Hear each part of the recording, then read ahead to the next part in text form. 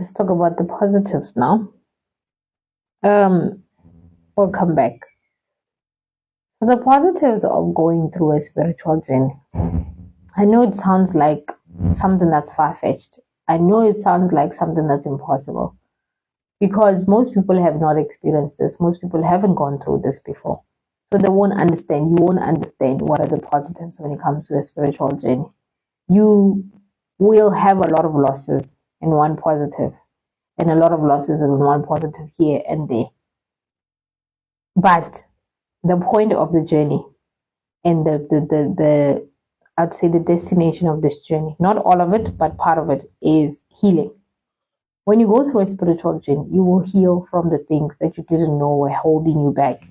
Your challenges, your traumas, your insecurities, your shortcomings, things that you used to struggle with growing up, things that you struggled with in your adulthood, things that you struggled with relationships. It might be poverty, it might be money struggles, it might be education, and so many other things, because some of these things are things that you grew up in or around, which also makes it part of who you become, because you are told never do this, do that, do this. Your parents or your caregivers, people that raised you, will tell you different kinds of things and different kinds of scenarios that helps you and that shapes who you become as a person, as an adult. How you relate with people around you, how you relate with people in your circles. And part of it is that most people are not aware of what they struggle with. Most people don't understand who they are. Most people don't know where they come from. So healing needs you to start at the back. Find out who you are, where you come from, what hurts you, what disappoints you. That's part of shadow work. When you do your shadow work, that's how you arrive at healing. But it's a process. You have to learn who you are and where you come from.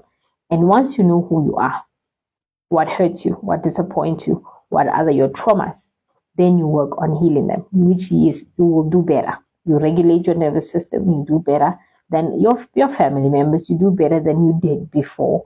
A new version of yourself will be born. But this comes with hard work, which is part of losing some of the things that you have so that you can rebuild yourself and rebuild your altar, rebuild umsamo, your balancing your chakras, if you may. There's a whole lot of ways of how to say this, but it's literally the same thing. So healing is the positive part of why we do the spiritual journey. And for those that are obviously supposed to help other people, purpose. You will get to a point where you understand what your purpose is in this world. And once you understand why you are here, once you understand what your purpose is, oh my gosh, the freedom that comes with it, the happiness that comes with it, the lightness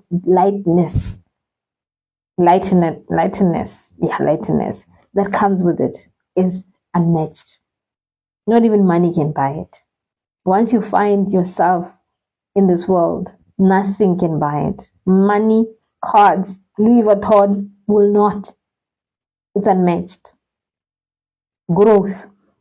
As I've already mentioned, growth is part of it, because most people have things, but they're not growing. They're stagnant. They're still stuck in the same places. Some people have degrees. They've gone to school. They have degrees and they can't find jobs. Some people have degrees. They have jobs, but they can't grow. They are stuck in debt. They are on survival mode. They get paid and then they're broke. They get paid and then they're broke again. It's because of being stuck in life. And the growth is literally healing some of the things that you come from. For an example, for some people that come from poverty, you may need to heal that poverty. For some people that come from families that are fighting, that they don't get along, growth is part of it, because you have to do your shadow work. And once you do your shadow work, you understand what are some of the parts that you need to grow. So growth in life, and the growth is stable. The growth is sustainable. The growth is stable. And that takes time to build. So growth is part of it. Freedom. I've mentioned this. Once you understand who you are, once you understand where you come from, once you understand who you want to become, the version of yourself that you want to become, once you know, you get freedom to live your life without chains, without the world telling you who you are, without trying to fit in, without trying to please people or please everyone. Walking on eggshells, walking on eggshells is a full-time job. Pleasing people is a full-time job. Making people comfortable around you is a full-time job, which is energetically draining. Similarly with relationships, some relationships you will have to fit in. Friends, family members, because if you say this, they say you are a bully. If you say this, you like attention. If you do that, you think you're better than everyone else. So freedom and stability. When you rebuild your life after going through your shadow work, your spiritual training, and everything else that you have to do, you work towards stability.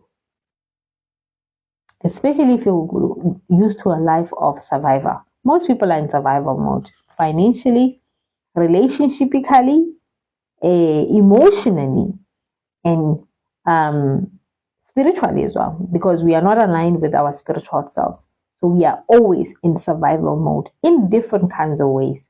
If it's emotionally, it might be walking on eggshells in friendships, relationships, and so forth. At work, most people are in survival mode. People are in toxic work environments and they're just barely making it, and they're just holding on and saying, God, if I can just get through today, get through tomorrow. And it's draining. When you have to go to work, you get depressed, you get this, you get that, you get this, you get that. Most people are in survival mode. So when you find stability, is when you find what works for you without it draining you, but by it feeding you instead. You find a relationship that's supportive, that's kind, that's patient, that's this, that's that, because we need different kinds of things in relationships.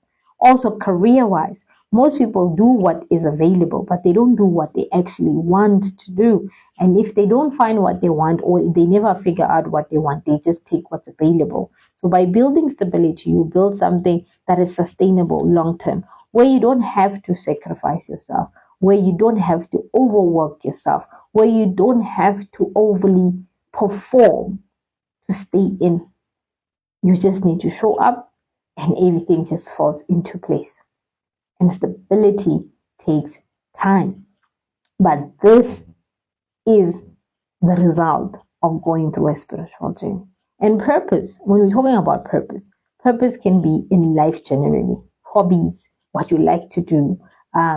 It could be a career. It could be a relationship. It could also be your spiritual work as well, where you help people when you are a nyanga, a sangoma, a healer of any kind. That is part of purpose. By you understanding what are your strengths and your weaknesses, what you can do, and using some of your strengths and weaknesses to build yourself a hub, for you to build yourself a stable house, home, a stable zen, for you to be able to have good people around you, friendships that are supportive. And unfortunately for family, you don't get to choose, but you get to decide who you keep around you all the time. Some of the ones you can just be civil with them. You don't have to be friends with them. You don't have to be kumbaya with them all the time, but you can just acknowledge them and keep them at arm's length. They are still your family members because you can't choose them. You'll get to see them every now and again. But in terms of friends, in terms of relationships, romantic relationships, you get to choose who you spend the rest of your life with. It's a choice. So purpose is part of the journey. The whole reason of a spiritual journey is about purpose. It's about purpose.